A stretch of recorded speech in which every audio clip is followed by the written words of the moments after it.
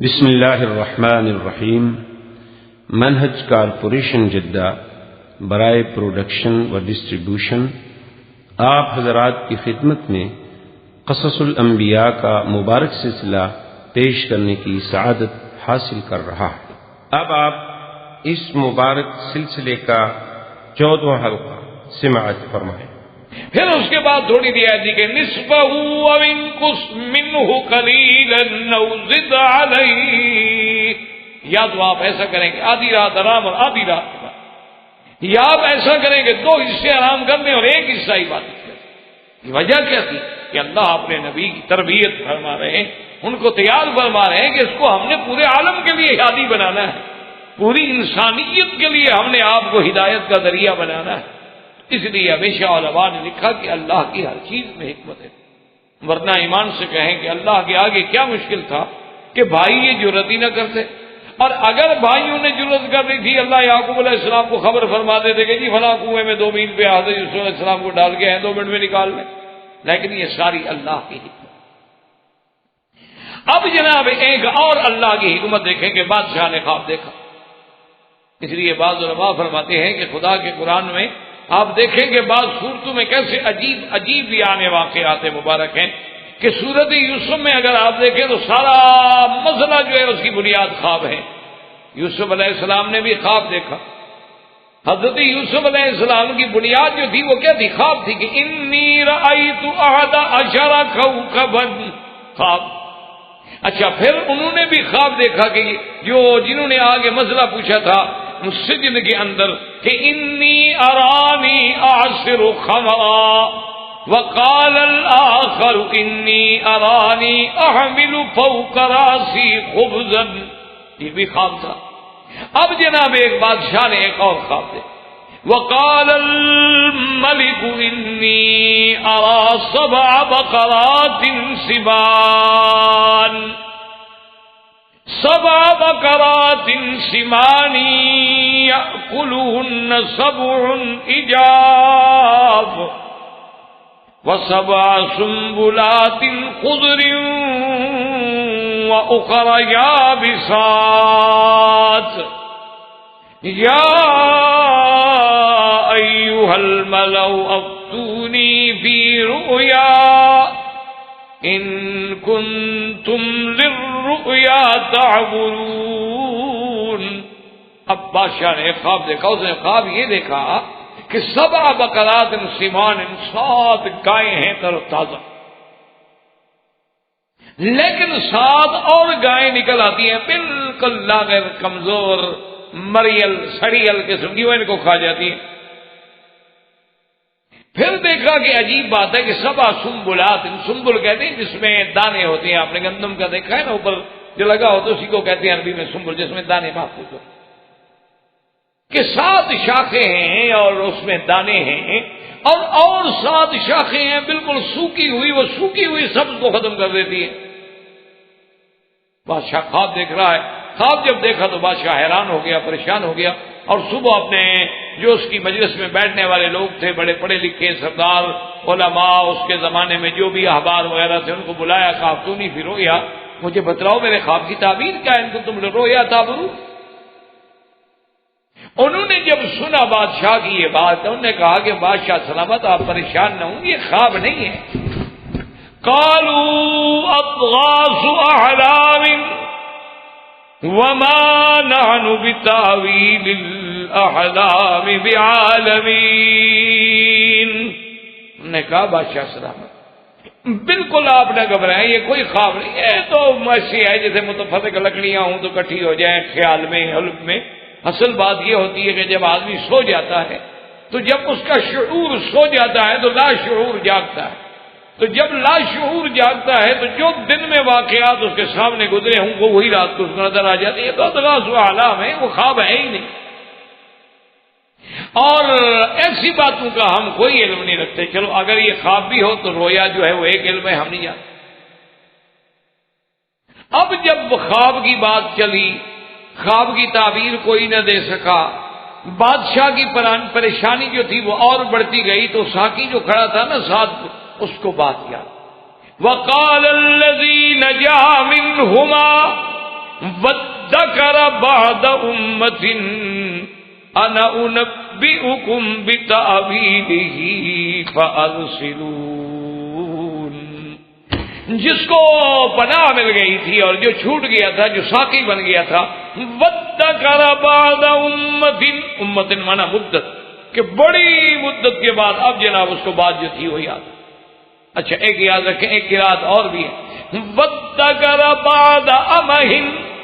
کہ اس کو یاد آئی نسیان کے بعد، امہ کہتے ہیں بھول جانا، کہ اتنی عرصہ بھول جانے کے بعد اب اس کو بات یاد آئی۔ اور پہلی قرات کے معنی امت معنی مدت طویلۃ، بہت مدت جب گزر گئی یاد آئی، اس نے کہا بادشاہ سلامت انا انبئکم بتأویلہ فارسلون، اگر مجھے آپ اجازت دینا، اگر مجھے جیل میں جانے دے تو میں آپ کو تعبیر لے کر دیتا ہوں۔ اس نے کہا جناب وہاں تو ایک ایسا آدمی بیٹھا ہوا ہے کہ جو خواب کی تعبیر کا عالم ہے، ہم نے خواب دیکھا، اس نے تعبیر دی، اس نے پھر بادشاہ کو قائل کیا۔ قرآن تو اختصار سے بات فرماتا ہے، بادشاہ نے حکم دیا ابھی ایسی اگر کوئی بات ہے تو جلدی جاؤ، فوراً جائے فوراً جائے۔ اب جناب فوراً جب آیا اور آنے کے بعد قرآن پاک کہتا ہے کہ اس نے بڑے اعزاز سے مخاطب کیا کہ یوسف ایھا الصدیق افتنا فی 7 بقرات سمان یاکلہن 7 عجاف و7 سنبلات خضر واخر یابسات لعلی ارجع الی الناس لعلہم یعلمون۔ اس نے کہا کہ یوسف علیہ السلام مہربانی کریں آپ میں بتائیں کہ ایسے بادشاہ نے خواب دیکھا ہے کہ 7 گائیں ہیں موٹی اور 7 ہیں دبلی، اور دبلی جو ہے موٹی کو کھا جاتی ہیں، اور 7 شاخیں جو ہیں وہ دانے دار اور 7 خالی ہیں وہ ان کو کھا جاتی ہیں، مہربانی کریں آپ میں تعبیر دیں، ہم بہت پریشان ہیں، تاکہ میں تعبیر لے کر لوگوں کے پاس پہنچوں، ان لوگوں کو جن کو اس تعبیر کا پتہ نہیں ہے۔ اب دیکھیں کہ شاہ نے پیغمبر ہے یہ گلا نہیں دیا کہ اچھا 7 سال کے بعد آپ تشریف لائیں یہاں۔ ہمارا کوئی آدمی ہوتا تو وہ تو کہتا جناب اس کو نکالیے، پھر آ گیا خواب کی تعبیر لینے کے لیے۔ آپ نے بالکل اس طرف توجہ ہی نہیں کی کہ بھی تم بھول گئے، تم نے نہیں کہا، تم نے کیا کیا، تم نے بڑی زیادتی کی، اب پھر آ گیا وہ خواب کی تعبیر لینے۔ یہ شاہ نے پیغمبر نے فرمایا بات سنو، اصل بات یہ ہے کہ تم اس خواب میں یہ دکھایا گیا ہے کہ 7 سال کے لیے ایسا قحط پڑے گا،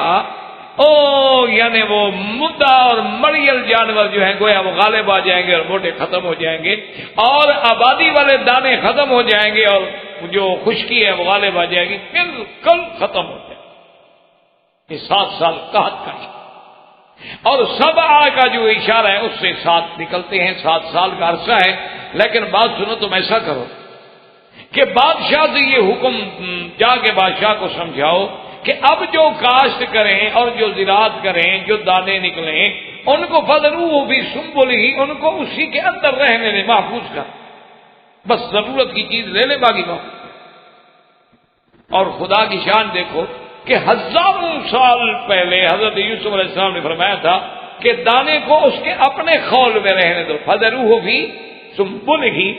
آج ہزاروں سال کے بعد یہ تحقیق ہو گئی ہے کہ آپ سیمنٹ کی عمارتوں میں رکھیں، آپ ان کے لیے خصوصی طور پر جناب سٹور بنوائیں، اور سٹوروں میں مختلف کیمیکلز کی آپ جو ہے صفائی کروائیں، لیکن ایک مدت کے بعد گندم کا دانہ ہو یا کوئی دانہ ہو وہ گل جاتا ہے، اس کو کوئی نہ کوئی چیز گھل لگ جاتی ہے۔ لیکن اگر اس کو اپنے سٹے میں، اپنی شاخ میں رہنے دیں تو 10 سال نہیں 1000 سال پڑا رہے، خراب نہیں ہوتا۔ اس کو اسی لیے آپ نے دیکھا ہوگا نا، آپ تو ماشاءاللہ جاتے ہیں اپنے ملکوں میں،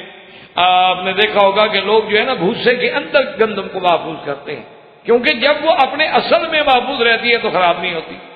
اور اگر آپ کمرے میں بند کریں، آپ سٹور میں بند کریں، آپ سیمنٹڈ سٹور بنا لیں، کچھ بنا لیں، لازماً خرابی ہو۔ اور یہ بات حضرت یوسف علیہ السلام نے ہزاروں سال پہلے بتائی تھی کہ آپ ایسا کریں کہ جو اس سال آبادی ہو نا اس کو محفوظ کریں، اور جب وہ قحط کے سال آئے تو ان سے گزارا کریں۔ تو اس سے قحط کے سال جب گزر جائیں گے تو آپ کو تو کوئی پریشانی نہیں ہوگی نا، آپ کے پاس تو ذخیرہ موجود ہے۔ پریشانی تو ان لوگوں کی ہوگی جو ذخیرہ نہیں کر سکتے۔ اور پھر یہ بھی بتلا دیا کہ یاد رکھو کہ 7 سال کے بعد جو ہے پھر ایک خوشی کا دور آئے گا، پھر راحت کا دور آئے گا، کیونکہ یہ اللہ کی سنت اللہ ہے کہ اگر کسی پر سختی آتی ہے تو اس کے بعد نرمی بھی آتی ہے، اگر کہیں قحط آتی ہے تو پھر اس کے بعد ہریالی بھی آتی ہے، اگر رات ہوتی ہے تو پھر دن بھی نکلتا ہے، اگر کسی آدمی پہ پریشانی کا ایک دور آ جائے تو اس کے بعد اللہ اس پریشانی کے بجائے اس کو راحت و آرام بھی عطا فرماتے ہیں۔ یہ اللہ کے فیصلے ہیں جو کبھی تبدیل نہیں ہوتے۔ ان مع العسر یسرا، ہر تکلیف اور شدت کے بعد آسانی جو ہے وہ لازم پیدا ہوتی ہے۔ تو حضرت یوسف علیہ السلام نے تعبیر دے کے بھیجا۔ اب جب اس نے آ کے بادشاہ کو تعبیر بتائی تو بادشاہ تو حیران ہو، انہوں نے کہا عجیب بات ہے، یہ میرے پاس جو بیٹھے ہوئے ہیں سارے درباری قسم کے وظیفے کھانے والے، یہ تو کہتے تھے ہمیں پتہ ہی نہیں کہ کیا بات ہے، اور یہ تو اذغاث و احلام ہے، لیکن یہ ہے تعبیر۔ یہ معلوم ہوتا ہے کہ صحیح معنی میں عالم ہے، صحیح معنی میں معبر رویا ہے، اور صحیح معنی میں اعزاز و اکرام کا مستحق ہے۔ اور بادشاہ نے کہا وقال الملک اتونی بہ فلما جاءه الرسول قال ارجع الى ربك فاسأله ما بال النسوة اللاتي قطعن أيديهن إن ربي بكيدهن عليم۔ بادشاہ نے کہا کہ جلدی لے کے آؤ یوسف علیہ السلام۔ جب قاصد آ گیا، آزادی کے پروانے آ گئے، یوسف علیہ السلام نے کہا کہ نہیں میں تو نہیں جاتا۔ میں کہا عجیب بات ہے، آپ کی آزادی کا پروانہ ہے، حکم ہے، بادشاہ انداز۔ فرمایا بالکل نہیں، ما بال النسوة اللاتي قطعن أيديهن، پہلے ان عورتوں کے بارے میں تحقیق کر جنہوں نے مکر کیا، جنہوں نے سازشیں کی، جنہوں نے مجھے بہلایا پھسلایا، ان کے بارے میں تحقیق کرو۔ میں جب یہاں سے نکلوں تو میرا دامن صاف ہو، یہ نہ ہو کہ چلو جی بادشاہ کو ضرورت پڑ گئی تو ایک مسئلہ بتا دیا تو بادشاہ نے چھوڑ دیا، لیکن وہ الزام تو اسی طرح میرے اوپر لگا رہے گا۔ اس لیے حضرت آقا انعام دار صلی اللہ علیہ وسلم نے شان یوسف کے بیان میں ارشاد فرمایا، کہنے لگے بھائی یہ تو یوسف کا کمال تھا، اگر ہمیں پروانہ ملتا ہم تو چلے جاتے، ہم تو فوراً چلے جاتے، ہم نہ کہتے کہ جی پہلے تحقیق کرو پھر بعد میں نکلیں گے۔ فرمایا یہ شان یوسف ہے۔ اس لیے بعض علماء نے فرمایا کہ یہ حضور کی تواضع ہے کہ حضور اپنے پیغمبر بھائیوں کی شان کو بڑھایا کرتے تھے، لیکن اس سے بڑھانے والے کی شان اور بڑھ جاتی، کیونکہ جب آپ کسی عالم کے بارے میں عزت کا الفاظ استعمال کریں گے تو یہ آپ کی علم کی دلالت۔ جب آپ کہیں گے جی نہیں فلاں تو بہت بڑے عالم ہیں، وہ تو بہت بڑے بزرگ ہیں، ہم تو بھائی ان کے طالب العلم بھی نہیں بن سکتے، تو یہ دراصل کہنے والے کا اعزاز ہوتا ہے، اس میں اس کی کمی نہیں۔ اور بعض علماء نے فرمایا کہ نہیں، انہوں نے کہا کہ دراصل حضور پاک نے جو فرمایا نا کہ اگر ہم یوسف علیہ السلام کے بجائے ہوتے تو ہم تو صبر نہ کرتے، اپنی امت کو تعلیم دی کہ نبی کا مقام اور ہوتا ہے، تمہیں اگر کبھی ایسا موقع ملے تو فائدہ اٹھا لینا، تم تحقیق میں نہ پڑے رہنا، کیونکہ ہو سکتا ہے کہ تحقیق میں اور امتحان میں پھنس جاؤ۔ یہ تو مقام نبوت تھا جو یوسف علیہ السلام نے کہہ دیا، اگر تمہیں کوئی کبھی اللہ تبارک و تعالیٰ کوئی فائدہ عطا فرما دے، کوئی رعایت مل جائے، کوئی موقع مل رہا ہو تمہاری جان بچنے کا تو فوراً بچا لو، تم اس بات کو آگے لمبا کرنے کی کوشش نہ کرو۔ اس لیے حضور کا ہر عمل جو ہے قیامت تک کے لیے چونکہ تعلیم تھا کہ آپ کے بعد نبوت کوئی نہیں، اس لیے دراصل یہ حضور صلی اللہ علیہ وسلم کا فرمان جو ہے وہ بھی ایک تعلیم ہے۔ آپ نے فرمایا جی پہلے تو تحقیق کریں۔ اچھا خدا کی شان دیکھیں کہ یوسف علیہ السلام کا مقام کرم دیکھیں اور مقام نبوت دیکھیں۔ فرماتے ما بال النسوة اللاتي قطعن أيديهن، ان عورتوں کے بارے میں جنہوں نے مکر میں ہاتھ کاٹے تھے ان سے تحقیق کریں۔ زلیخا کا نام نہیں لیا، امراۃ العزیز کا نام نہیں لیا کہ اس سے تحقیق کریں، اصل تو وہ ہے جس کی وجہ سے سارا قصہ بنا، اسی نے دعوت دی، وہ عورتیں تو پھر بعد میں آئی نا، اصل سبب جو ہے وہ تو امراۃ العزیز ہے، لیکن چونکہ آپ ان کے گھر میں رہے تھے، وہ آپ کی محسنہ تھی، آپ نے ان کے گھر میں کھانا کھایا تھا، تو فرمایا جب ان کی بات چلے گی تو اس کو تو خود بخود بلا لیا جائے گا نا، میں کیوں نام لوں، میں تو اپنی طرف سے اس کا نام نہ لوں۔ تو یہ مقام نبوت ہے اور یہ مقام عظمت انبیاء ہے کہ آپ نے اپنی محسنہ کا نام لینا گوارا نہیں فرمایا۔ اب جب بادشاہ کے پاس پیغام پہنچا تو بادشاہ نے سب کو بلا لیا۔ قال ما خطبكن إذ راودتن يوسف عن نفسه بادشاہ نے فرمایا بتاؤ تم نے کیا کیا، کیوں یوسف علیہ السلام کو پھسلایا، کیوں بہلایا، کیوں مکر کیے، کیوں یہ سب کچھ کیا؟ قُلْنَا حَاشَ لِلَّهِ مَا عَلِمْنَا عَلَيْهِ مِنْ سُوءٍ۔ اب سب نے کہا کہ خدا کی قسم ہم نے تو یوسف پہ کوئی برائی نہیں دیکھی، خدا کی شان ہے، بالکل یوسف علیہ السلام پاک ہیں، یہ جو کچھ بھی کیا ہے ہم نے کیا ہے، ہماری زیادتی ہے، ہمارا قصور ہے، یوسف علیہ السلام کا کوئی الزام نہیں۔ اب جب جناب چونکہ جب ان کو بلایا گیا تو صاف بات ہے کہ امراۃ العزیز علیخا ہے یا جو ہے اس کو بھی تو بلانا تھا، کیونکہ اسی کے گھر میں تو یہ سارا واقعہ ہوا تھا۔ تو اس نے جب دیکھا کہ سب نے اعتراف کر لیا ہے، قالت امراۃ العزیز الآن حصحص الحق انا راودته عن نفسه وانه لمن الصادقین۔ علماء نے لکھا ہے کہ دیکھو کیسا انقلاب ہے، یہ وہی عورت ہے نا جس نے اپنے خاوند کو دیکھ کے یہ کہا تھا کہ ما جزاء من اراد باہلک سوءا الا ان یسجن او عذاب علیم، کہ اس بندے کو کیا جزا ہونی چاہیے جس نے آپ کے اہل پہ ہاتھ ڈالا ہو، اس کے لیے تو عذاب دردناک ہو، اس کو جیل بھیجا جائے۔ آج وہ کتنی تبدیل ہوئی ہے۔ انہوں نے کہا کہ اس وقت جذبات عشق جو تھے نا وہ ذرا تازہ تھے، اب پختہ ہو گئے تھے، اب یوسف علیہ السلام سے 7 سال جدائی تھی اور یوسف علیہ السلام اتنے بڑے ابتلا سے گزرے تھے، تو اب بیوی کو بھی عقل آ گئی تھی کہ اب الزام لگانے سے کچھ نہیں بنتا، جو حقیقت ہے اس کو ظاہر کرنا چاہیے۔ اس لیے اس نے فوراً کہا کہ الآن حصحص الحق، اب تو بھائی سچی بات جو ہے کھل گئی، اب تو کوئی راز رہا نہیں۔ انا راودته عن نفسه، میں نے ان کو بہلایا تھا، پھسلایا تھا، اللہ کی قسم وہ تو پاک تھا، اس کا تو کوئی گناہ نہیں، اس نے تو جو بات کی ہے سچ کی ہے۔ ذالک لیعلم انی لم اخنہ بالغیب وان اللہ لا یہدی کید الخائنین۔ اب اس میں بھی 2 قول ہیں۔ بعض علماء فرماتے ہیں کہ ذالک لیعلم، تاکہ وہ جان لے کہ میں نے خیانت نہیں کی اس کی عدم موجودگی میں، یہ یوسف علیہ السلام کا قول ہے۔ کہ یوسف علیہ السلام نے کہا کہ بھئی میں اس لیے تحقیق چاہتا ہوں کہ ایک لمحے کے لیے بھی عزیز کے دل میں خیال آ جائے کہ شاید میں نے خیانت کی ہو، اس لیے میں چاہتا ہوں کہ ہر بات واضح ہو جائے۔ اور بعض علماء کہتے ہیں کہ نہیں، یہاں یوسف علیہ السلام کے کلام کو اگر لیا جائے تو پھر اتصال کلام نہیں رہتا، چونکہ پہلا کلمہ تو زلیخا کا ہے، امراۃ العزیز کا ہے کہ الآن حصحص الحق انا راودته عن نفسه وانه لمن الصادقین۔ امراۃ العزیز نے کہا کہ میں نے بہلایا، میں نے داؤ کیا، یوسف سچا ہے، اور آگے بھی اسی کا کلام ہے، ذالک لیعلم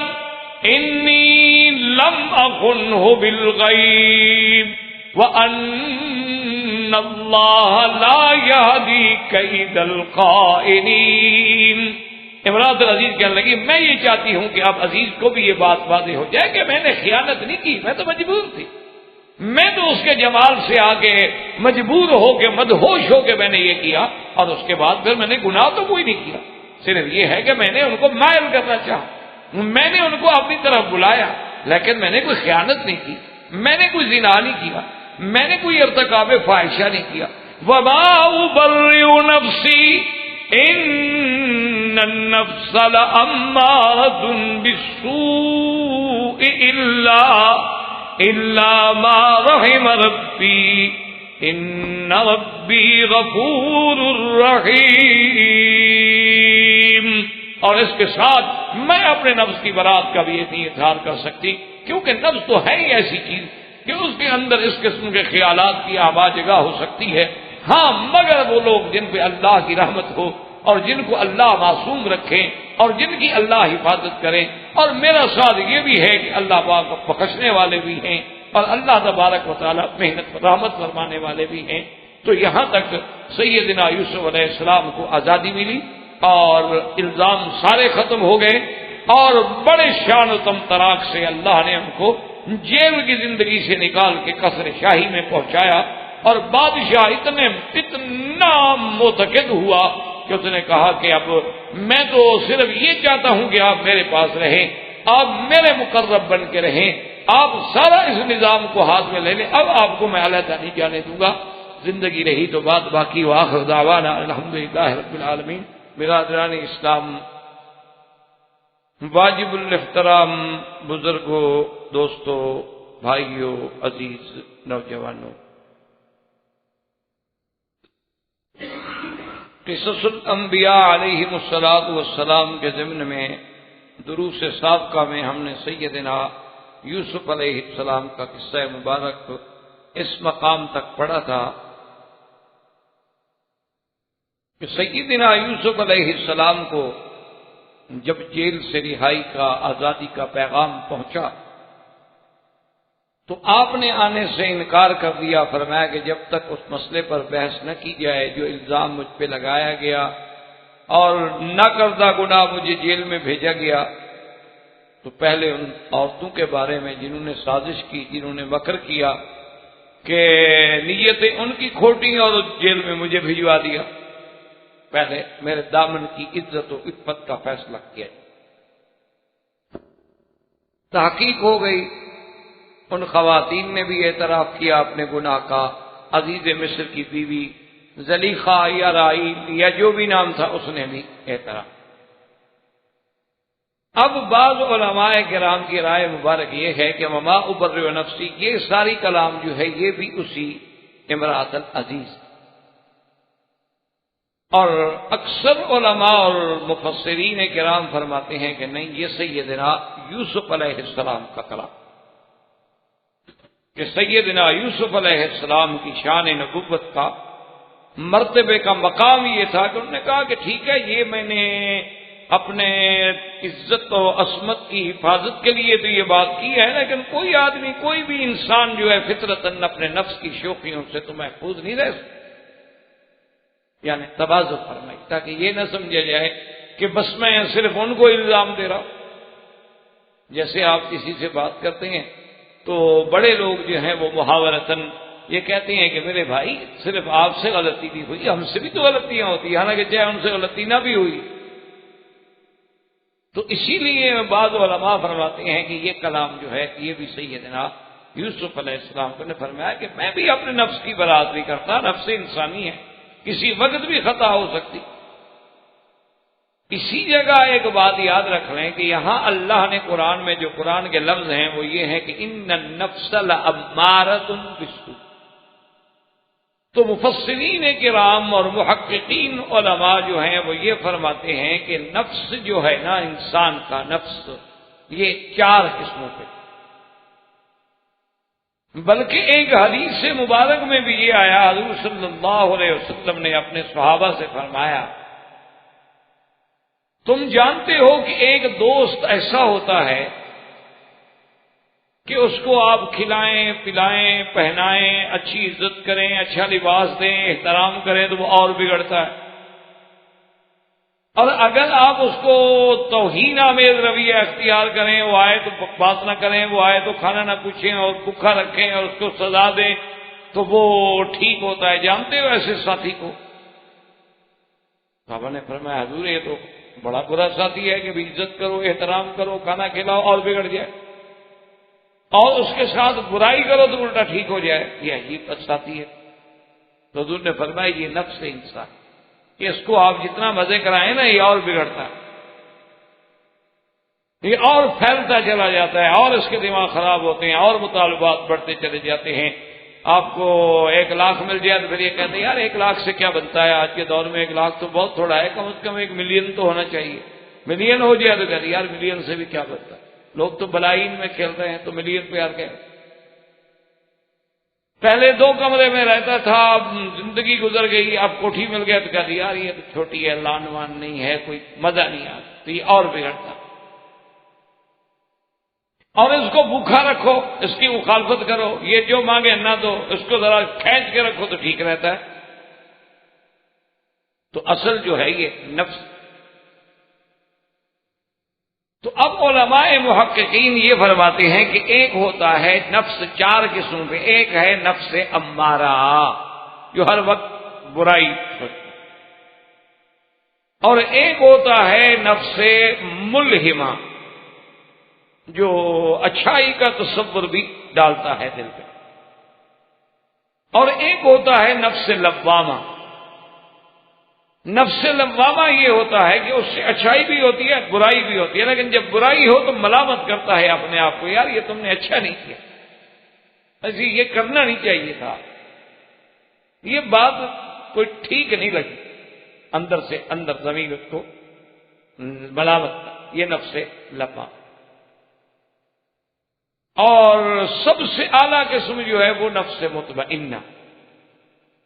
کہ وہ بالکل اللہ تبارک و تعالیٰ کی رضا پہ راضی، گناہوں سے دور، ہر وقت اللہ کے ذکر میں مشغول، ان کو جو راحت ملتی ہے نا وہ بادشاہوں کو بھی نہیں ملتی۔ اسی لیے کسی بادشاہ نے ایک اہل اللہ کے ولی حضرت بستامی کی خدمت میں عرض کیا، یا اور کسی بزرگ کا بھی واقعات آتے ہیں کہ میں چاہتا ہوں کہ آپ کے لیے کچھ جاگیر وغیرہ کا انتظام کر دوں، تو انہوں نے فرمایا کہ تمہاری جاگیروں سے اللہ نے جو ہمیں یہ رات کی جاگیر بخشی ہے نا، صبح تہجد کے وقت میں اللہ کی یاد کرنے کی، اس جاگیر کا کوئی مقابلہ ہی۔ ابھی آپ تو ماشاءاللہ چونکہ ڈاکٹر حضرات ہیں، ڈاکٹر حضرات آپ کا تو یہ چونکہ یعنی ایک علم ہے آپ کا، اسی سے رات دن واسطہ پڑتا ہے۔ ابھی آپ نے اخباروں میں بھی شاید پڑھا ہوگا کہ ایک نئی تحقیق آئی ہے کہ آدمی اگر اکیلے میں بھی ہو تو وہ ہیلو ہیلو کہتا رہے تو وہ ٹھیک رہتا ہے، ورنہ اس کو یعنی دل کے دورے پڑنے کا امکان کم ہو جائے۔ یہ ابھی جدید لیٹسٹ تحقیق ہے، اور یہی بات ہم پہلے دن سے کہتے ہیں کہ تم اللہ کرو، تم ہیلو ہیلو کیوں کرتے ہو؟ الذین یذکرون اللہ قیاما وقعودا، کھڑے ہو بیٹھے ہو لیٹے ہو ہر حال میں اللہ کا ذکر، اور یہی وہ باتیں ہیں جو اللہ والے سکھلاتے ہیں کہ بھی ہر حال تیری زبان جو ہے رطب بذکر اللہ، تیری زبان پہ ہر وقت اللہ کا ذکر۔ آج اتنی عرصوں کے بعد یہ کفر بھی ماننے پہ آ گیا کہ زبان کی حرکت جو ہے انسان کو محفوظ رکھتی ہے دل کے دورے، اسی لیے آدمی پھر اللہ معاف کرے جب ایسی حالات ہو تو بولنا بند ہو جاتا ہے، اور ٹھیک ہو تو پھر بولنا شروع کرتا ہے۔ اور عام آدمی بھی پوچھتا ہے جی مریض کچھ بول رہا ہے، بولا چلو یار خیر ہے، پھر ٹھیک ہے، پھر بولتا تو ہے۔ اور یہی وہ چیز تھی جس کو اللہ نے قرآن میں سمجھایا کہ مومن کا تو یہ کام ہی نہیں کہ وہ غافل ہو، اسی لیے اللہ نے انبیاء کو ایسے دل عطا فرمائے ہیں کہ ان کی آنکھیں تو سوتی ہیں لیکن دل جاگتا ہے۔ اسی لیے اللہ نے قرآن میں فرما دیا تھا الا بذکر اللہ تطمئن القلوب، کہ آپ اگر دلوں کا علاج ڈھونڈنا چاہتے ہیں تو وہ سرجری میں نہیں ہے، وہ اللہ کے ذکر میں، اللہ تبارک و تعالیٰ کی یاد میں۔ بلکہ علماء نے اور بزرگوں نے لکھا ہے کہ مثلا کسی آدمی کو ڈپریشن ہے، پریشانیاں ہیں، تو ایک تو وہی علاج ہے جو آپ کرتے ہیں کہ اسے گولی دے دیں، سلا دیں، یعنی زندہ ہے تو مار دیں، نیند موت ہوتی ہے۔ لیکن اس کے مقابلے پہ آپ دیکھیں قرآن کہتا ہے وَاسْتَعِينُوا بِالصَّبْرِ وَالصَّلَاةِ، آپ فوراً وضو کریں، فوراً 2 رکعت پڑھیں اور 5-10 منٹ بیٹھ کے اللہ کا ذکر کریں، پھر دیکھیں کہ آپ کا وہ ڈپریشن کہاں ہے۔ تو اس لیے بہرحال تو نفس مطمئنہ وہ ہے جس کو قرآن کہتا ہے کہ یا ایتھا النفس المطمئنۃ ارجعی الی ربک راضیۃ مرضیہ، وہ ہے نفس مطمئنہ۔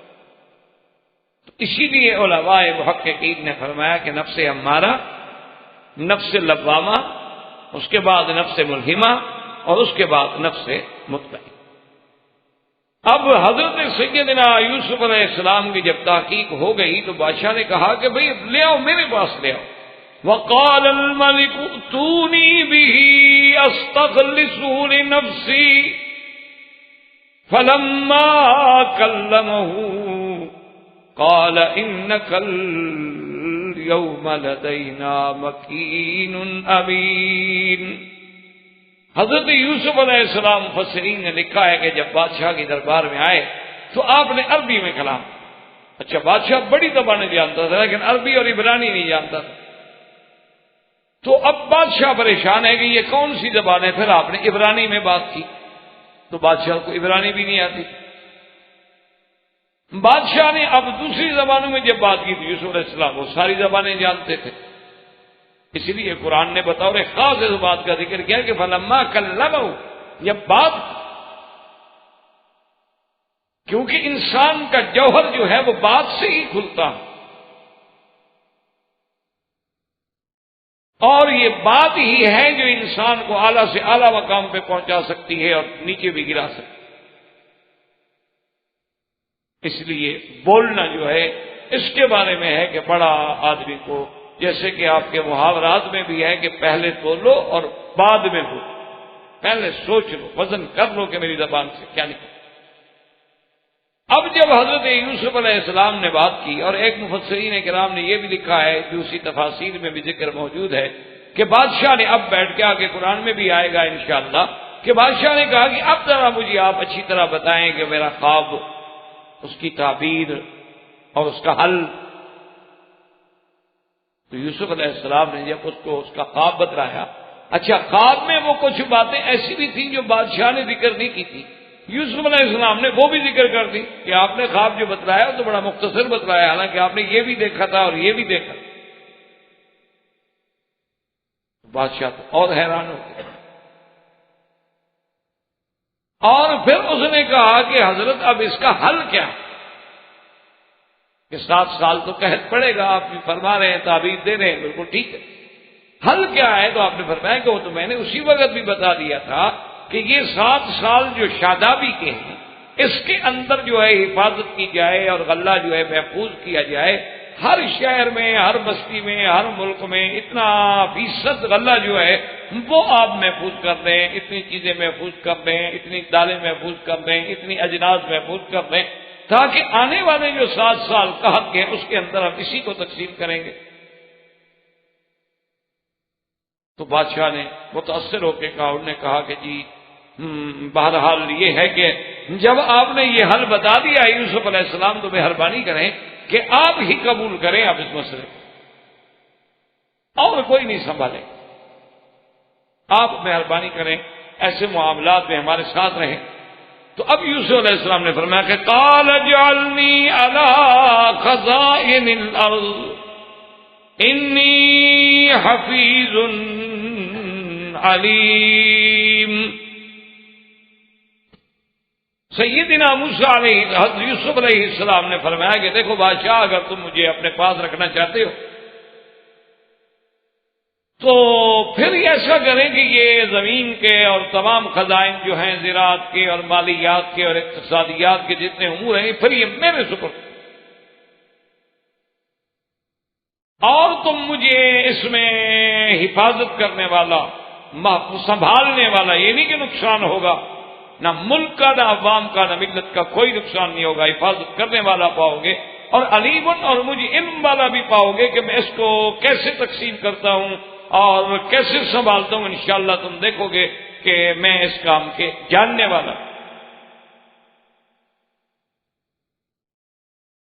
اب یہاں ایک اشکال علماء نے کیا ہے تفسیروں میں، جس کا مقصد یہ ہے کہ بھئی یہ کہنا کہ میرے اندر یہ صلاحیت ہے اور مجھے رکھ لو، اجعلنی علی خزائن الارض، تو کیا کسی عہدے کا طلب کرنا اسلام میں جائز ہے یا نہیں؟ شریعت اسلام میں، شریعت محمد مصطفیٰ صلی اللہ علیہ وسلم تو یہ ہے کہ جو عہدے کا طالب ہو، آپ نے فرمایا اس کو عہدہ نہ دو، حتیٰ کہ حدیث مبارک میں یہ لفظ بھی آتے ہیں کہ اگر تمہیں قاضی بنایا جائے،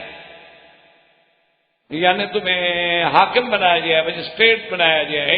تو فرمایا کہ اگر تو بغیر تیری محنت کے، طلب کے، کوشش کے تمہیں خود بخود چن لیا گیا، بنا دیا گیا، پھر تو اللہ تیری مدد کریں گے، اور اگر تم خواہش کر کے اس عہدے پہ آنے کی کوشش کرو گے تو پھر تمہاری کوشش کے تمہیں سپرد کر دیا جائے، اور بندے کو جب اس کی سپرد کر دیا جائے تو آپ بات ہے وہ تو ناکام ہونا ہی ہونا، اللہ کی مدد ہی نہ رہے۔ اسی لیے ایک حدیث مبارک میں ہے کہ حضور کی خدمت میں 3 صحابہ آئے، تو 2 نے کہا کہ یا رسول اللہ ہمیں یمن کے علاقے میں آپ مہربانی کر کے عامل بنا دیں، تو آپ نے فرمایا کہ من ارادہ ان نستعملہ ما استعمل اللہ، جو طلب کرے مرتبہ یا عہدہ ہم اس کو نہیں دیتے۔ ابھی موسیٰ رضی اللہ تعالیٰ عنہ نے چونکہ طلب نہیں کیا تھا، آپ نے ان کو بنا دیا۔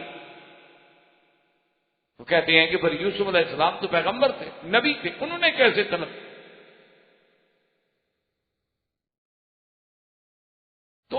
جواب جو ہے علماء کرام یہ دیتے ہیں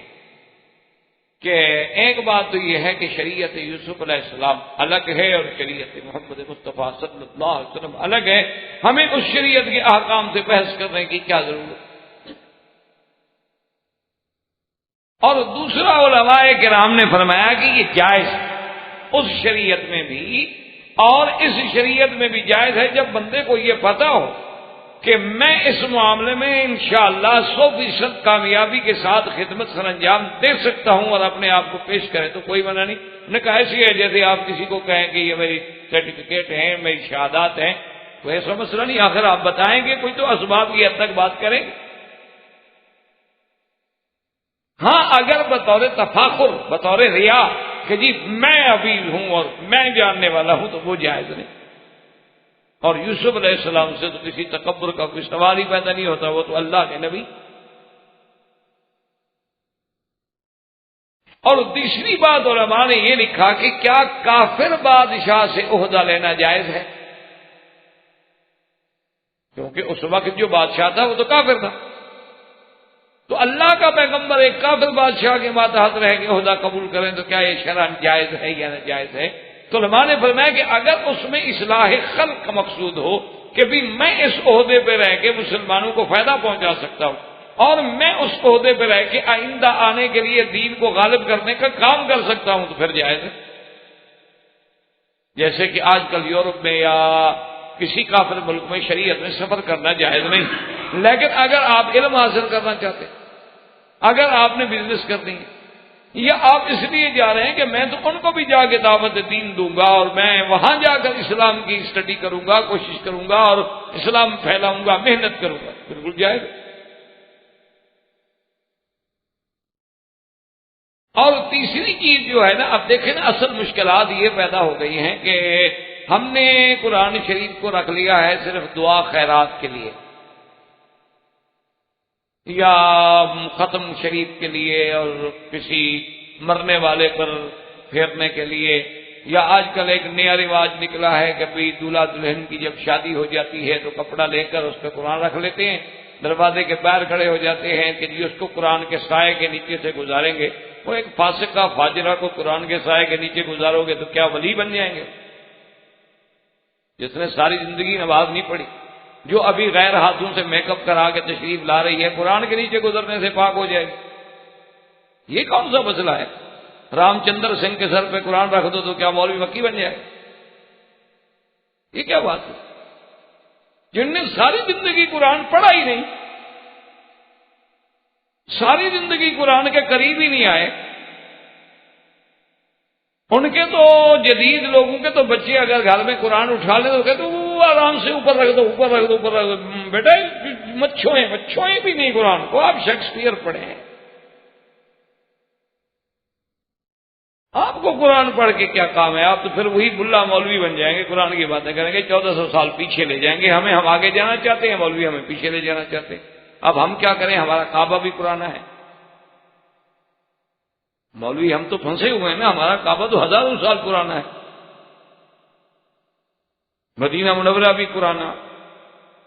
حضور صلی اللہ علیہ وسلم کی نبوت کو بھی صدیاں بیت گئی، ہمارے پاس تو ہر چیز پرانی۔ ہم تو اس اصل کو نہیں چھوڑنا چاہتے۔ تو بہرحال یہ ہے کہ اصولی بات یاد رکھیں اور سمجھ لیں کہ دشمن جو ہے نا اس کی بڑی وسعت نظر، ہم نے قرآن کو رکھ لیا ان چیزوں کے لیے، لیکن دشمن نے ہماری کتاب سے، اللہ کی کتاب سے، قرآن سے فائز حاصل کر کے اس سے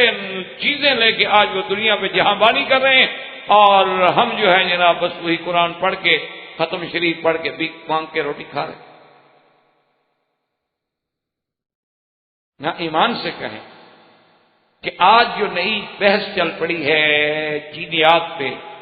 آج جو نئی بحث چل پڑی ہے تخلیق انسانی پہ کہ 10 ملکوں کے سائنسدانوں نے اکٹھے ہو کر انسان کی پیدائش کا مادہ منویہ جو ہے اس کا ڈیٹا بنا لیا ہے، اور وہ دنیا کو جناب چیلنج کر رہے ہیں۔ مان سکیں قرآن نے تو تمہیں کہا تھا کہ فَلْيَنظُرِ الْإِنسَانُ مِمَّا خُلِقَ، تم پڑھو، تم غور کرو کہ انسان کس چیز سے پیدا کیا گیا۔ یہ دعوت تو اللہ نے تمہیں دی تھی، اس راز کے جاننے والے تو تم بنتے، نہ کہ کافر بنتے۔ ان کی تو کسی کتاب میں ان کو نہیں کہا گیا، نہ تورات میں، نہ زبور میں، نہ انجیل میں۔ اب فلینظر کا معنی یہ تو نہیں تھا کہ صرف آپ اس نطفے کو دیکھو، ایک کو معنی تو تھا کہ تدبر کرو، اس میں غور کرو کہ انسان کو ہم نے کس چیز سے بنایا ہے۔ اچھا، افلا ينظرون الى الابل كيف خلقت، غور نہیں کرتے ہم نے اونٹ کو کیسے پیدا کیا؟ بھائی اونٹ تو ہر وقت سامنے ہے۔ اسی طرح آج دیکھیں کہ پوری دنیا سٹار وار اور پوری دنیا پہ جتنے آپ کے سیٹلائٹ ہیں اور جتنی دنیا کی یہ ساری جدید ترقیات ہیں، ایمان سے کہیں فضاؤں سے اس کا تعلق ہے۔ قرآن آپ کو بار بار کہتا ہے کہ وَالسَّمَاءَ بَنَيْنَاهَا بِأَيْدٍ، قرآن آپ کو کہتا ہے أَفَلَمْ يَنظُرُوا إِلَى السَّمَاءِ فَوْقَهُمْ كَيْفَ بَنَيْنَاهَا، قرآن آپ کو کہتا ہے فَارْجِعِ الْبَصَرَ هَلْ تَرَىٰ مِنْ فُطُورٍ، قرآن آپ کو کہتا ہے وَالسَّمَاءِ وَالطَّارِقِ وَمَا أَدْرَاكَ مَا الطَّارِقُ، قرآن آپ کو کہتا ہے کہ وَالسَّمَاءِ ذَاتِ الْبُرُوجِ، قرآن آپ کو کہتا ہے اِذَا السَّمَاءُ انشَقَّتْ۔ یہ سارا وَالسَّمَاء سما سما پورا قرآن میں جو آسمان کی بحث بھری ہوئی ہے، اس لیے بھری ہوئی ہے کہ تم پڑھ کے خیرات مانگتے رہو۔ اور اگر ہم نے ان آسمانی رازوں کو سمجھنے کی کوشش کی ہوتی تو آج ہم سے دشمن آگے کیسے بڑھ جائے؟ اگر ہم نے بھی فلکیات پہ اور ہم نے بھی اس راز کو سمجھنے کی کوشش کی ہوتی اور ہمارے دل و دماغ میں بھی اللہ کا قرآن اترا ہوتا جیسے کہ اقبال کے دل و دماغ میں اترا تھا، اسی لیے وہ کہتا تھا نا کہ خیرہ نہ کر سکا مجھے جلوہ و دانش فرنگ، سرما ہے میری آنکھ کا خاک مدینہ و نجف۔ اسی لیے وہ جہاں بھی گیا اس کو کوئی کفر مروب نہیں کر سکتا۔ تو اب دیکھیں کہ قرآن نے کہا ہے نا کہ بھی حضرت یوسف نے فرمایا تھا کہ اجعلنی علی خزائن الارض، کہ وزارت خزانہ میرے حوالے کرو۔ یہود نے سمجھ لیا کہ حکومت اگر قبضہ کرنا ہو تو اصل چیز خزانہ، اصل چیز اقتصادیات، کہ یوسف علیہ السلام نے یہی کنٹرول مانگا اور اس کنٹرول کی وجہ سے پورے مصر کے بادشاہ بن گئے۔ تو اس کا مطلب یہ تھا کہ یوسف علیہ السلام جیسا ذہین فتین اللہ کا پیغمبر چنا ہوا انسان بادشاہ کو یہ تو نہیں کہہ رہا کہ جی چلو آپ مہربانی کر کے مجھے ہوم منسٹر لگا دیں، وزارت داخلہ دے دیں، خارجہ دے دیں۔ انہوں نے کہا نہیں یہ جعلنی علی خزائن الارض، داخلہ خارجہ تو تب مضبوط ہوگی پہلے گھر میں روٹی بھی ہوگی، جب گھر میں روٹی نہ ہو تو کیا داخلہ تو کیا خارجہ۔ تو اس لیے دشمنوں نے اس کو سمجھ لیا کہ آج اقتصادیات کا لیور ان کے ہاتھ میں ہے، وہ جس کو چاہتے ہیں نچا لیتے ہیں۔ اب تو وہ مسلمانوں کو کہتے ہیں نا کہ بیت المقدس بیچنا ہے $30 ارب لے لو۔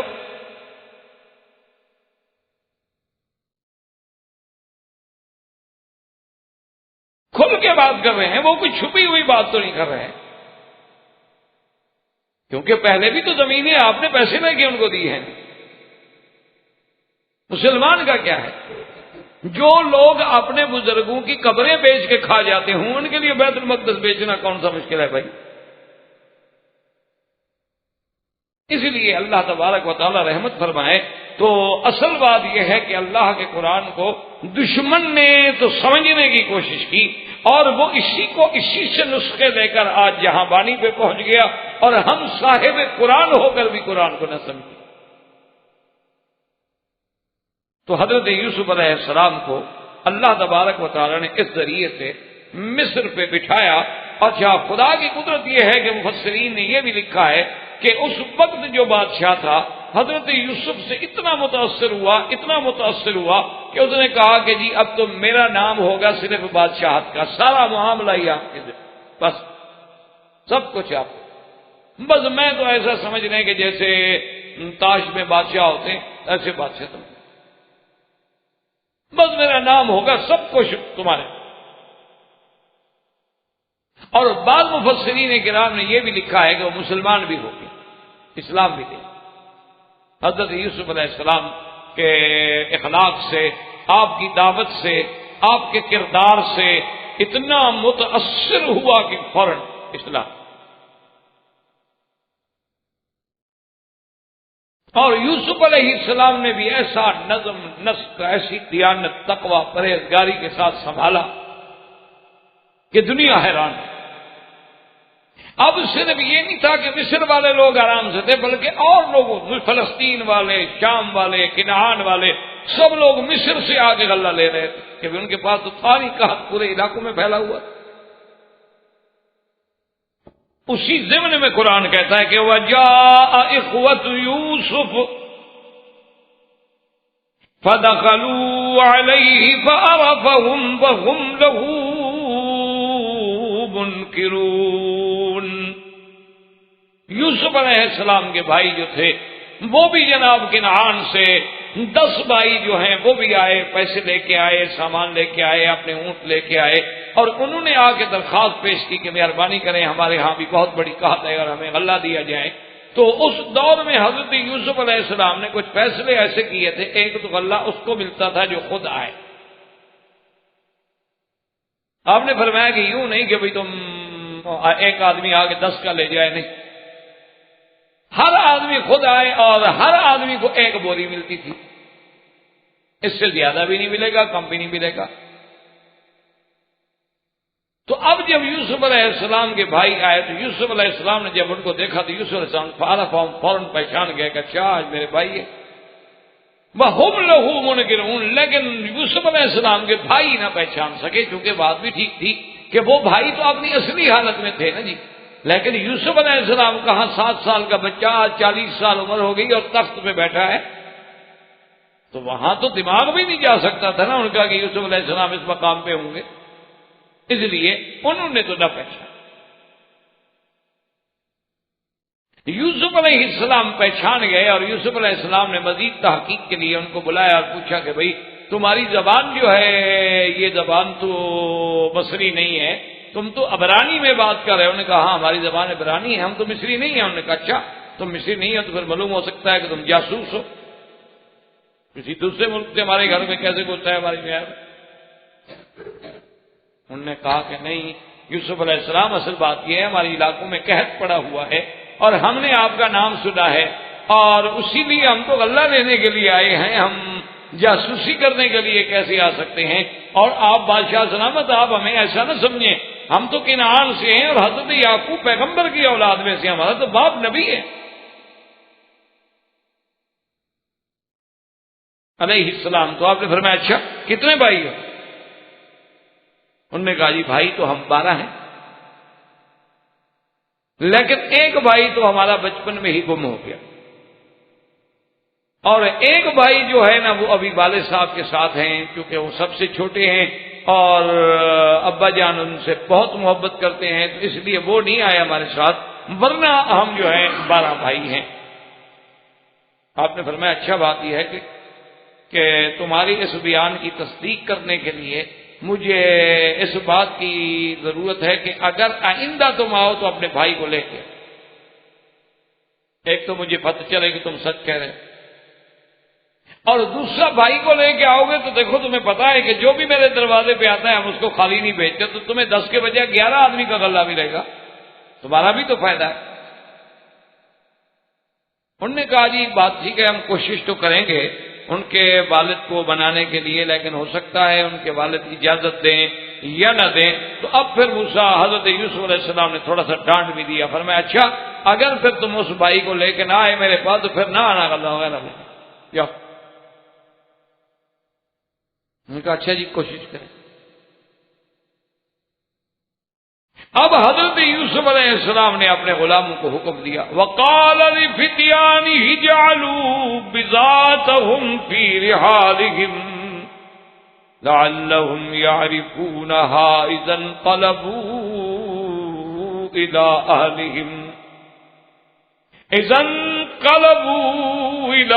أَهْلِهِمْ لَعَلَّهُمْ يَرْجِعُونَ۔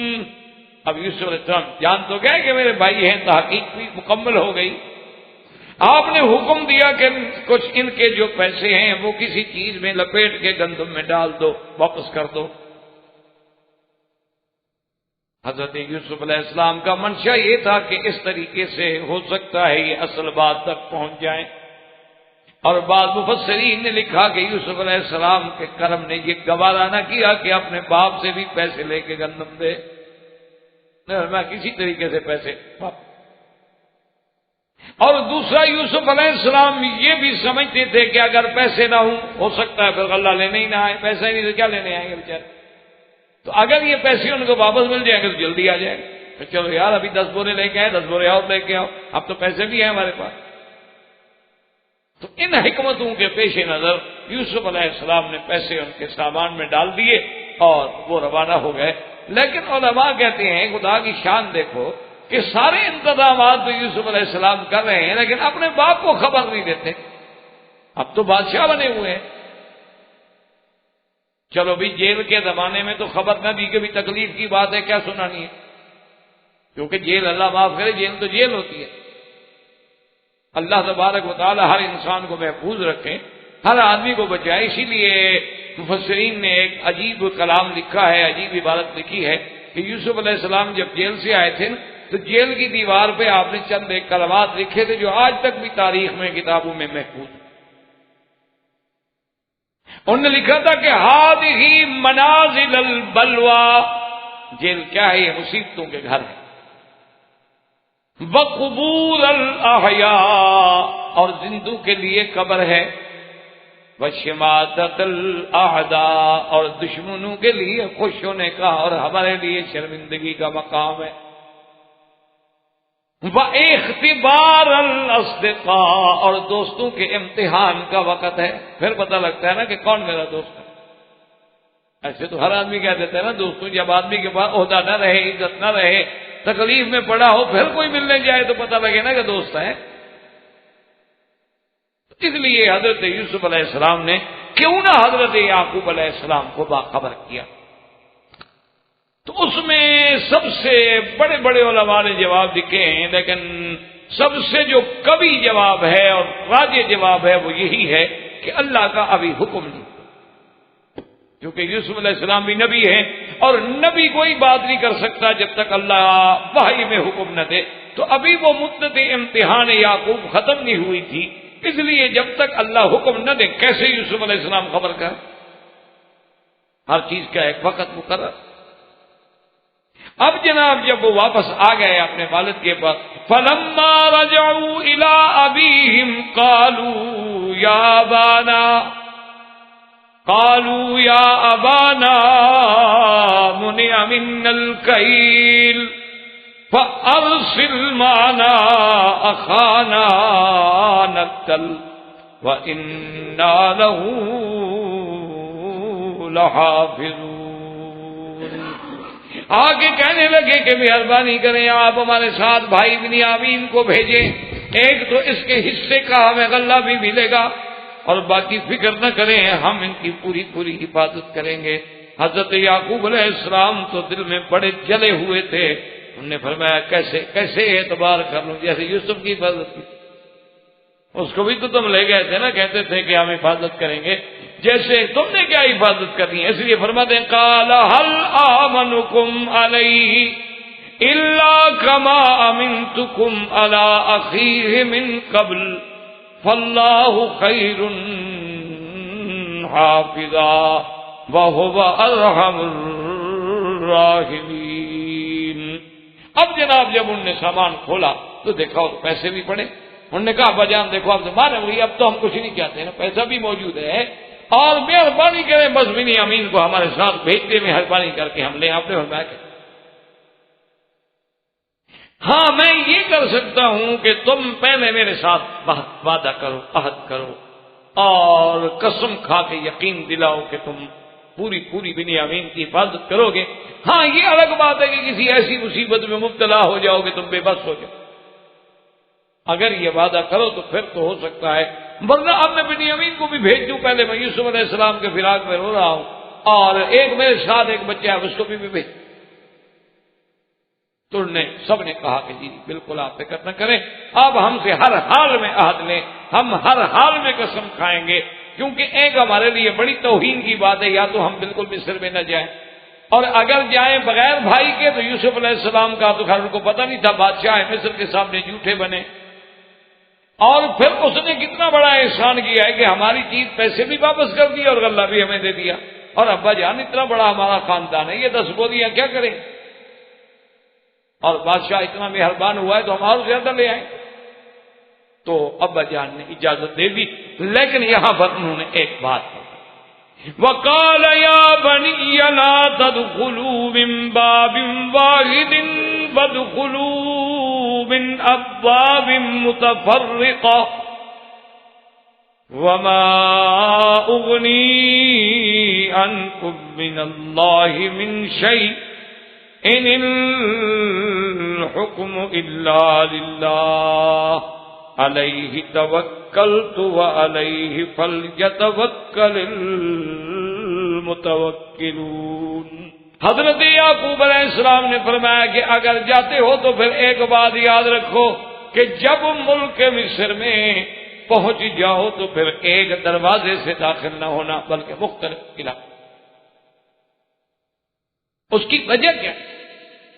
علماء نے لکھا وجہ یہ تھی کہ 11 بھائی ہوں اور خوبصورت ماشاءاللہ اور کٹھے جا رہے ہوں تو لازمی بات ہے کہ لوگوں کی نظریں اٹھیں گی، اور ہو سکتا ہے کہ بیٹے نظر بد کا شکار ہو جائیں، کیونکہ نظر بد جو ہے وہ حق ہے۔ حضور صلی اللہ علیہ وسلم نے بھی فرمایا العین حق، کہ نظر جو ہے وہ لگتی، حتیٰ کہ محاورات عرب میں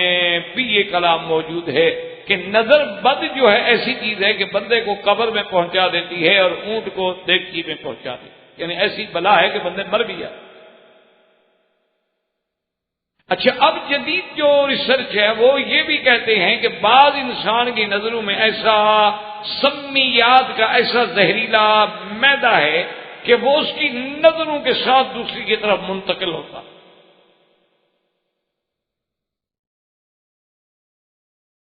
تو بہرحال مقصد یہ ہے کہ ایک تو مسئلہ شرعاً ضروری ہے کہ بھی نظر جو ہے وہ حق، بلکہ ایک صحیح حدیث مبارک میں ہے، حضور کے ایک صحابی تھے، ان کا نام تھا سہل ابن حنیف، بعض کہتے ہیں سہل ابن حنیف۔ تو وہ بیچارے غسل کر رہے تھے، احرام باندھنے کے لیے، عمرہ کرنے کے لیے تیاری کر رہے تھے، غسل کر رہے تھے، تو آدمی بہت خوبصورت تھا۔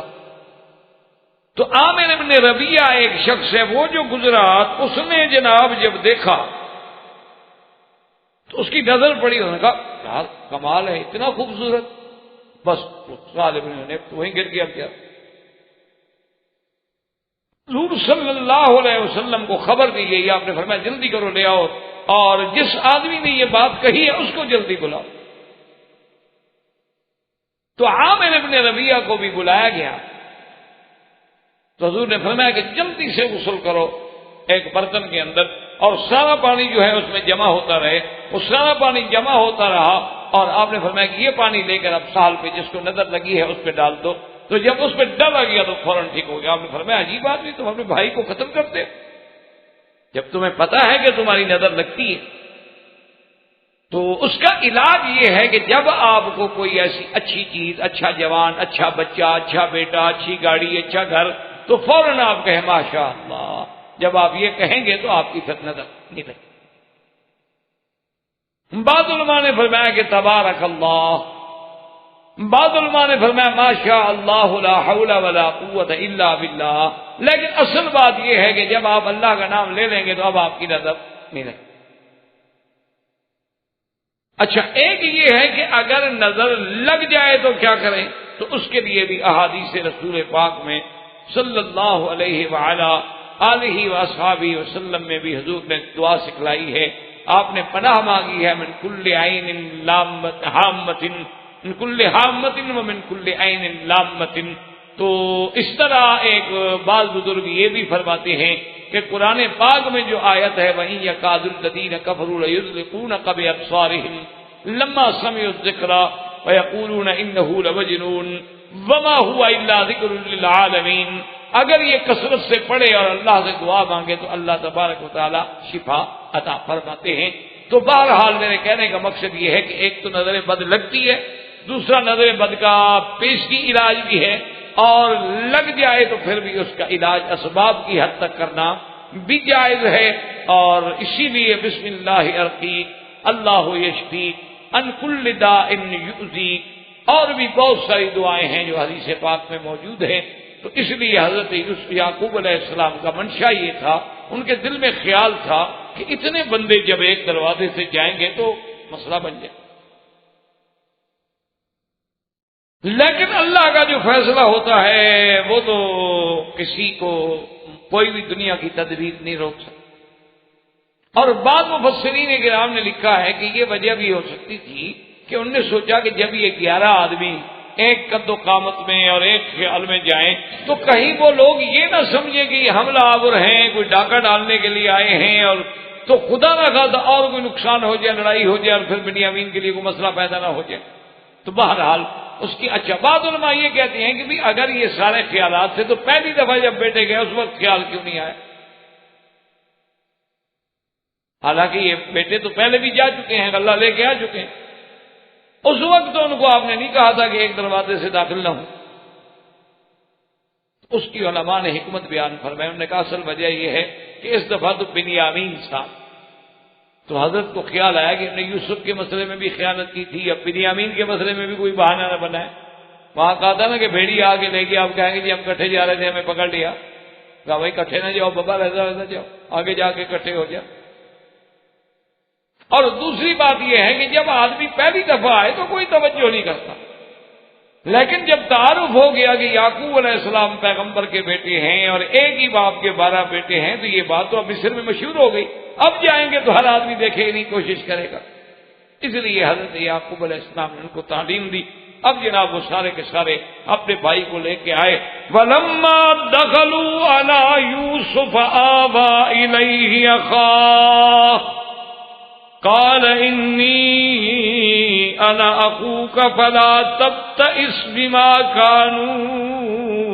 يعملون. اب جب یوسف علیہ السلام کے دربار میں پہنچے تو آپ نے طریقے سے بنیامین کو بلایا اور تخلیے میں لے گئے اور فرمایا کہ بنیامین مت گھبراؤ، میں تمہارا بھائی یوسف تو ہوں. تو بنیامین نے دیکھا اب تسلی کہ ہاں بھائی یہ تو یوسف، کیونکہ اس وقت بنیامین اور بہت چھوٹے ہو، سب سے چھوٹے. انہوں نے کہا بالکل نہ گھبراؤ، اب الحمدللہ اللہ نے مجھے بادشاہ بنایا ہے اور پھر تم میرے پاس پہنچ چکے ہو. اس نے کہا اب جب اللہ نے ملا دیا ہے تو اب تو پھر میں واپس جانا نہیں چاہتا، مجھے روک لیں. انہوں نے کہا یہ کیونکہ میرا نام جو ہے یہاں عدل، انصاف، تقوی، کریم ہونے سے، رحم دل ہونے سے معروف ہے، اور اگر میں روکتا ہوں یہ تو اللہ جانتا ہے تم میرے بھائی ہو، لیکن عام لوگوں کو تو پتہ نہیں ہوگا کہ میں بھائی کو روک رہا ہوں، اور ابھی کھل کے بتلانے کا وقت نہیں آیا، اللہ کا حکم نہیں. تو نے کہا کہ اچھا میں کوئی سوچتا ہوں، کوئی تدبیر کرتا ہوں. تو انہوں نے تدبیر یہ فرمائی، اور یہ تدبیر جو ہے کہ بھئی اپنا ان کا ایک برتن تھا، بعض علماء کہتے ہیں کہ اس سے پانی پیا کرتے تھے اور وہ اس زمانے میں بڑا قیمتی قسم کا برتن تھا، اور بعض کہتے ہیں کہ نہیں وہ پانی کے لیے برتن نہیں تھا بلکہ اسی سے وہ اپنا غلہ جو ہے بھر بھر کے پیمائش کی جاتی تھی. پہلے دور میں آپ نے دیکھا ہوگا وزن نہیں ہوتے تھے، وہ لکڑی کے ایسے بنے ہوتے تھے، اسے بھر بھر کے آدمی دیتے تھے کہ یہ اتنی گندم ہو گئی، بھئی اتنی چیز ہو گئی، تو وہ سکھایا. فَلَمَّا جَهَّزَهُم بِجَهَازِهِمْ جَعَلَ السِّقَايَةَ فِي رَحْلِ أَخِيهِ ثُمَّ أَذَّنَ مُؤَذِّنٌ أَيَّتُهَا الْعِيرُ إِنَّكُمْ لَسَارِقُونَ. قَالُوا وَأَقْبَلُوا عَلَيْهِمْ مَاذَا تَفْقِدُونَ. قالوا نفقد سواء الملك ولمن جاء به حمل بعير وأنا به زعيم. قالوا تالله لقد علمتم ما جئنا لنفسد في الأرض وما كنا سارقين.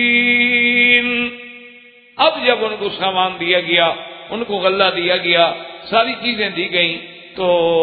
روایات میں آتا ہے تفصیل کہ یوسف علیہ السلام نے اپنے ملازمین کو سکھلایا کہ جب ان کو تم بھرائی کرو نا تو اس میں ذرا یہ برتن بھی ڈال دیں. اب بہت سارے لوگ کہتے ہیں کہ جی اللہ کے نبی نے یہاں بڑی اشکال پیدا ہوئے ہیں ان آیات مبارک میں۔ ایک تو اشکال علماء نے یہ بھی کیا ہے کہ بھئی آخر یعقوب علیہ السلام اللہ کے نبی ہیں، جب وہ دیکھ چکے ہیں کہ میرے بیٹے ایسے ہیں کہ یوسف علیہ السلام کو لے گئے اور پھر آگے جھوٹ بولا اور کپڑوں پہ جھوٹا خون لگا کے لے آئے اور یوسف علیہ السلام کو جا کے انہوں نے کنویں میں ڈال دیا، پھر یوسف علیہ السلام کو جا کے بیچ دیا، تو جب اولاد اس مقام پہ پہنچ جائے کہ بھئی ایک بھائی کو جا کے بیچ دے اور بثمن بخس، بالکل یعنی بے ذکر چیزوں بعد کا کھوٹے پیسوں میں بیچ دیا، تو جب اتنے بڑے جرائم کر چکے تھے پھر انہی کو یعقوب علیہ السلام دوبارہ اپنا دوسرا بیٹا بھی دے کے بھیج رہے ہیں اور ان کو گھر سے بھی نہیں نکالا، اور وہی لوگ ہیں جو غلہ لے کے غلہ لینے کے لیے بھی جا رہے ہیں، پھر آئے پھر جا رہے ہیں، تو آخری یعقوب علیہ السلام نے ایسے لوگوں کے ساتھ ایسا معاملہ کیوں کیا؟ تو اس کا راجی جواب یہ ہے، ویسے تو علماء نے بڑے جواب لکھے ہیں اور اس پہ بڑی بڑی کتابیں اور بڑی بڑی تفاصیل ہیں، لیکن موٹی بات یاد رکھیں کہ اصول یہ ہے کہ اولاد جتنی بری ہو جائے اگر امید اصلاح باقی ہے تو پھر اس کو دور نہیں کرنا چاہیے، ورنہ اس سے اور برائی کا امکان ہو سکتا ہے، اچھائی کا امکان نہیں ہوتا۔ یعنی فقہا کے نزدیک اب یہ مسئلہ یہ ہو گیا کہ انسان ہے، اس کی اولاد ہے، اپنے ہاتھ میں کون کہتا ہے میری اولاد بری ہو؟ لیکن یہ تو اللہ کے ہاتھ میں ہے، چاہے تو برو کی اولاد کو اچھا کر دے، اچھوں کی اولاد کو برا کر۔ لیکن اگر اولاد ہے یا بھائی ہے یا رشتے دار ہیں وہ برے ہیں،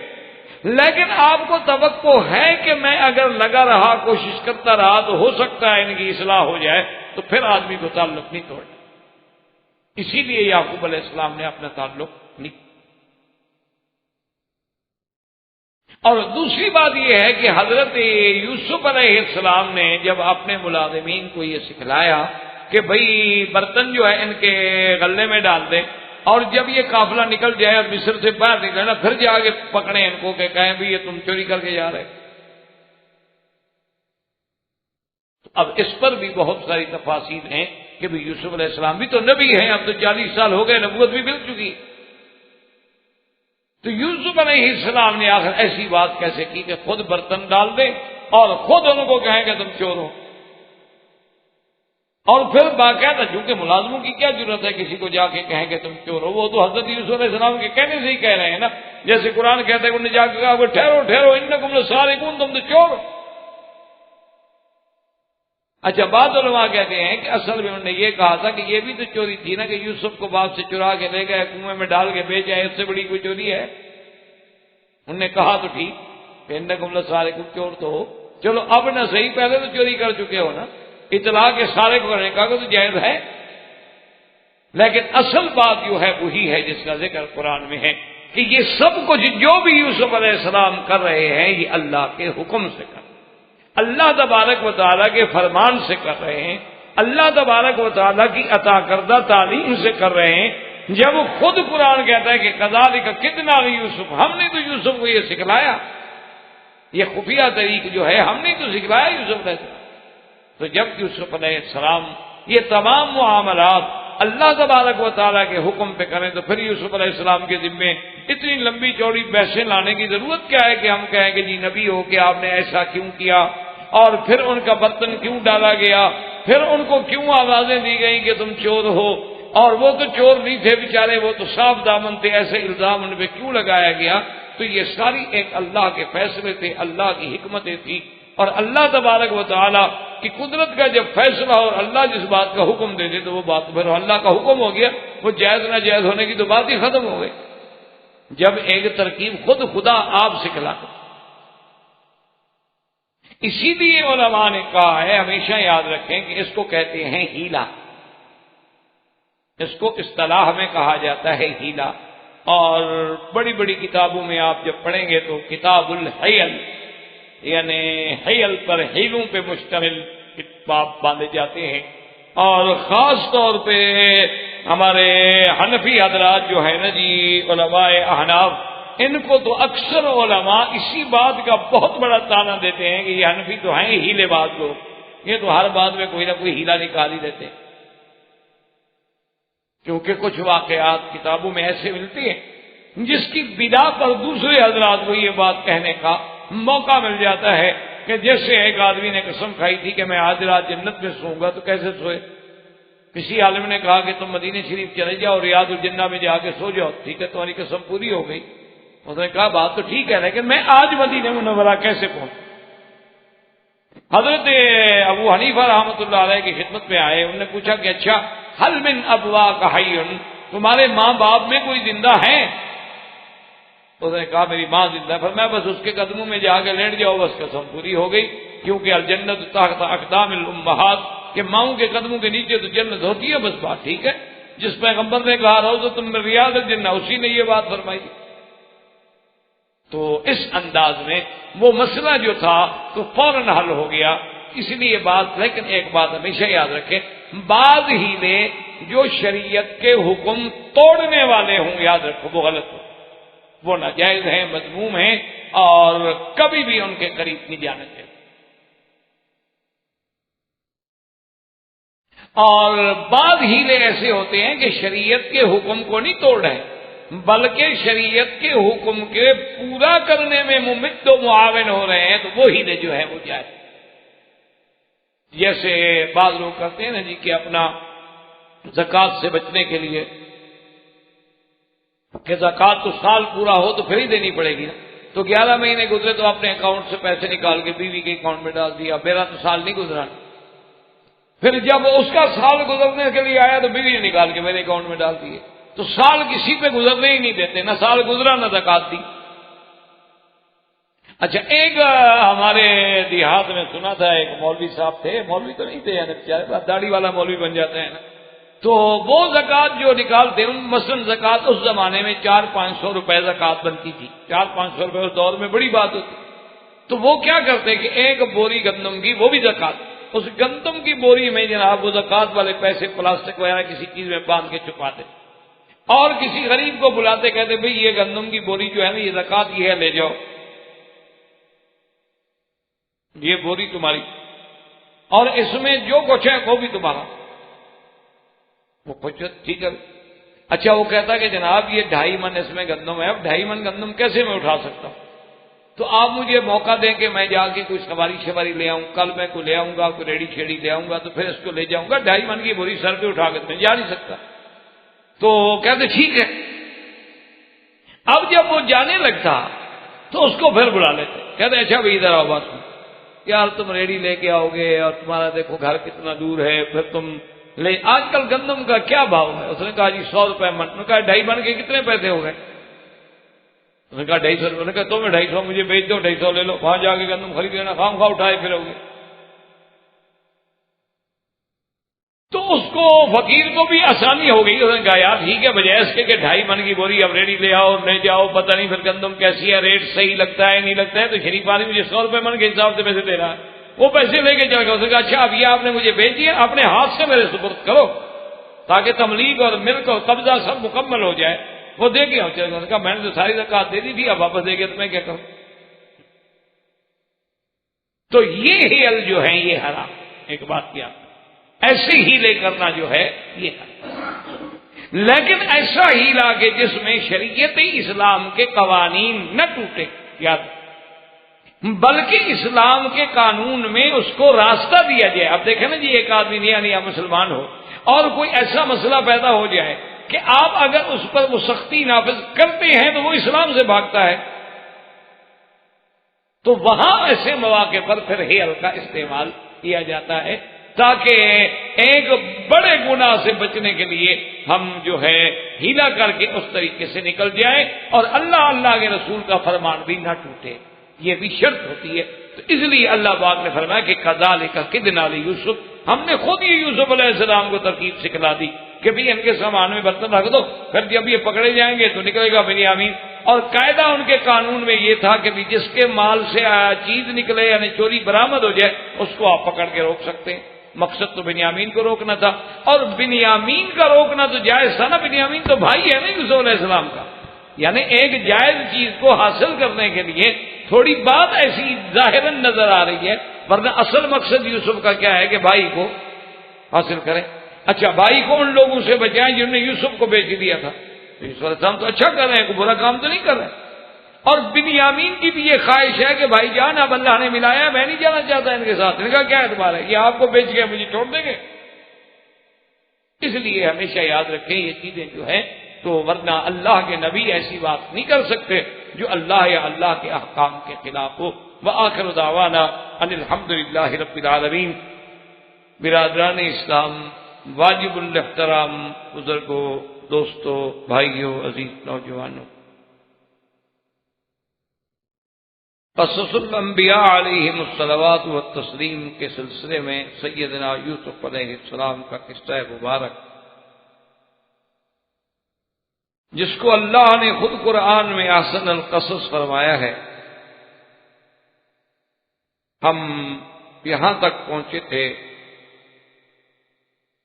کہ سیدنا یوسف علیہ السلام کے بھائی بنیامین بھی آ گئے.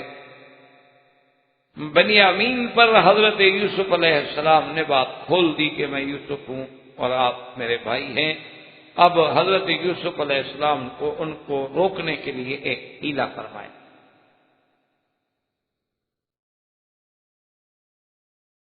کہ اپنے ملازمین سے کہہ کے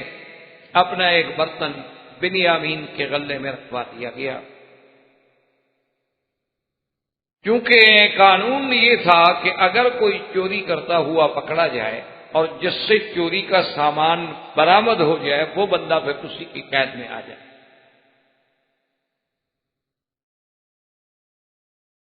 تو یہ بھی ہم نے الحمدللہ عرض کر دیا تھا کہ توریہ یا ہیلا جو ہے وہ شریعت میں اگر کسی جائز کام کے لیے ہے، یعنی شرعی احکامات کو اس سے توڑا نہیں جا رہا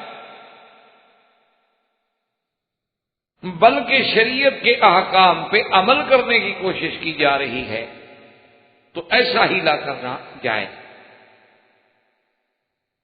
لیکن کوئی ایسا ہیلا کیا جائے جس سے اسلام کے احکام کو توڑنا مقصود ہو تو وہ حرام. جیسے رمضان المبارک کا مہینہ آئے اور آدمی بغیر کسی وجہ کے سفر شروع کر دے کہ چلو جی روزے نہیں رکھنے پڑیں گے، مسافر یا اپنے آپ کو بلا وجہ بیمار ظاہر کر لیں،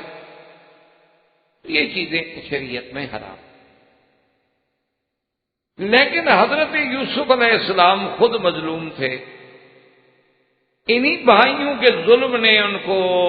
غلام بنا کے بازاروں میں بکوا دیا. پھر ان کے بعد بنیامین بھی ان کا نشانہ ستم بنا. تو اب اگر حقیقت میں تو اپنے بھائی کو روکنا چاہتے ہیں تو زیادتی تو نہیں کر رہے، اور نہ اسی ضمن میں ان کو پکڑ کے چوری کی کوئی سزا دینا چاہتے ہیں کہ باقی بھائیوں کو پکڑ کے جیل میں ڈال دیں، تو غصہ نکال رہے ہیں. وہ تو اپنے بھائی کو صرف روکنا چاہتے ہیں جو شریعت میں ان کا حق، اور ساتھ اللہ کی قدرت سے اسباب بھی بنتے جائیں کہ پھر پورے خاندان کے جمع ہونے کا ذریعہ بنے. پہلے یوسف علیہ السلام اکیلے تھے، اب بنیامین بھی آ جائیں گے، پھر اللہ چاہے گا اور بھی آ جائے. اس لیے وہ کوئی ایسی بات نہیں تھی جو حضرت یوسف علیہ السلام نے کی. بہرحال جب ان کی تلاشی لی گئی تو سامان بنیامین کے اس غلے کی بوری سے نکل آیا. تو آپ نے فرمایا عجیب بات ہے، یہ دیکھو تم تو کہتے تھے کہ ہم چور نہیں ہیں، سامان تو تمہارے سے نکل رہا. اب وہ بھی غصے میں آ گئے. احباب کرام، اس کے بعد اب آپ اس مبارک سلسلے کی CD نمبر 15 سماعت فرمائیں.